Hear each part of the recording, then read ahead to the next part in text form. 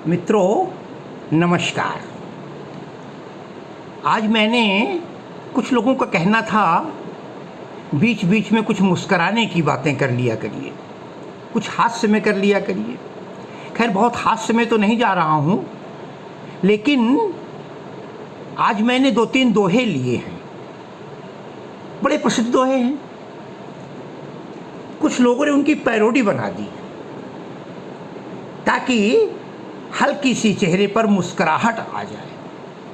साथियों, कबीर का एक बड़ा प्रसिद्ध दोहा है जिसमें कबीर ने भगवान से प्रार्थना की थी, साईं इतना दीजिए जामे कुटुंब समाए, मैं भी भूखा ना रहूं और अतिथि न भूखा जाए या साधु न भूखा जाए। किसी समय हमारे किसी मित्र ने लिख दिया इस दोहे की जगह एक पैरोडी कि आज का आदमी क्या सोचता है। बहुत पुरानी बात कि साईं इतना दीजिए कि बैंकों में न अंबाए और रोटी भी चलती रहे, कोठी भी बन जाए। अब कभी ने सोचा भी नहीं होगा रोटी भी चलती रहे, कोठी भी। हालांकि आज के परिवेश में रोटी चलना बड़ा साधारण सा काम है, मगर उस समय जिस समय कविता 50-60 साल पर किसी ने बनाई होगी कि साईं इतना दीजिए बैंकों में नाम आए और रोटी भी चलती रहे, कोठी भी बन जाए। एक दोहा लिया आपने मैंने। एक दोहा आचार्य केशव का है, बड़ा प्रसिद्ध। श्रृंगार में था, केशव के बाल सफ़ेद हो गए कुछ। जब बाल सफ़ेद हो गए, एक जमाना था जब सफ़ेद बाल देखते ही लोग अपने बूढ़े होने का अनुमान लगा लेते थे।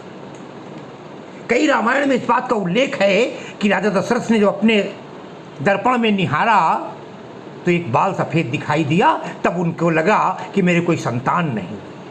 आज तो बाल सफ़ेद कोई बात ही नहीं, कब कब किसके हो जाएं और कब सफ़ेद के काले हो जाएं। केशव ने उस समय एक दोहा लिखा, केशव केसन अस करी। हे केशव, कभी अपने हैं कह रहे, केसन अस करी, इन बालों ने ऐसा किया। कैसा किया? बोले जस अरिहू न कराए। अरि कहते हैं शत्रु को। दुश्मन भी इतनी दुश्मनी नहीं निभा सकता जितना इन बालों ने निभा दी। केशव केसन अस करी, जस अरिहू न कराए। बोले क्यों? बोले चंद्र बदन मृगलोचनी। अरे बाबा कहीं कहीं जाए। चंद्र बदन मृगलोचनी, तमाम किशोरावस्था की नायिकाएं आती हैं जो चंद्रमुखी हैं, चंद्रबदनी हैं, मृग के नेत्रों वाली हैं, सुंदर बालिकाएं। वो मुझे बाबा बाबा कह करके या अंकल अंकल कहकर आज के जन्म में सब चली जाती हैं। इन बालों ने क्या कर दिया, इसे दुश्मन से भी ज़्यादा इन्होंने हमसे दुश्मनी निकाल दी। साथियों, 2 दोहे हो गए, एक और लेते हैं, दोहा और एक छंद।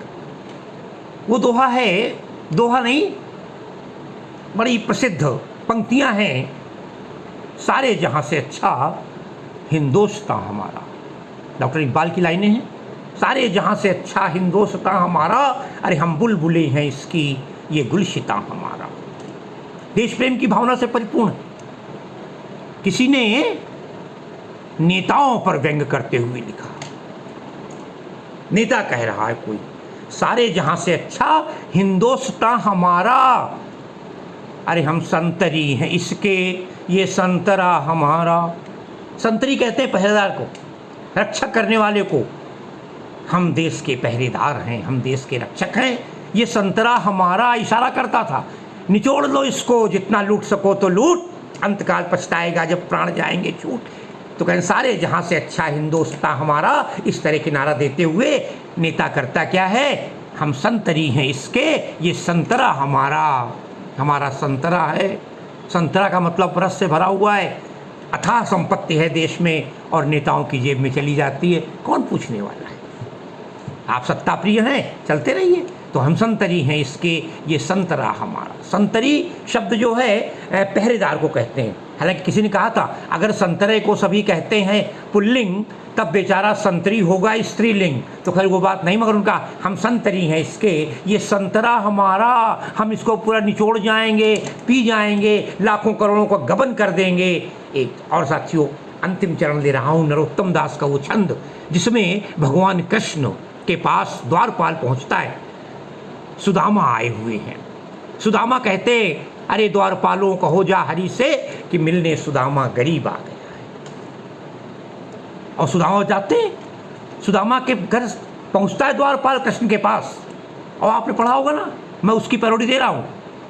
वो छंद क्या है बता रहा है द्वारपाल, शीस पगा न झगा तन में, प्रभु जाने को आही बसे के ही ग्रामा, और धोती फटी सी लटी दुपटी, और उपाय उपाना की नहीं सामा, अरे द्वार खड़ो दुज दुर्बल एक, रहो चक्कु से वसुधा अभिरामा, और पूछत दीन दयाल को धाम, और बतावत आपनु नाम सुदामा। ये छंद, ये सवैया नरोत्तम दास जी का है। इसी सवैये पर देखें आप, आधुनिक सुदामा करके आज से 50-55 साल पहले कभी लिख दी थी 4 लाइनें। देखिए आप आधुनिक सुदामा कैसे हैं, उस समय का नवयुवक आज से 50 साल पहले का क्या पहनता था, क्या करता था। सुदामा जी आए हुए हैं आधुनिक सुदामा के रूप में, और द्वारपाल क्या कहता है, अरे झाड़ी से बाल और कचालू से गाल, झाड़ी से बाल कचालू से गाल, और ताड़ के पेड़ सो सीकिया जामा, और टायर सोल के चप्पल पाँव में, उस समय चलते थे।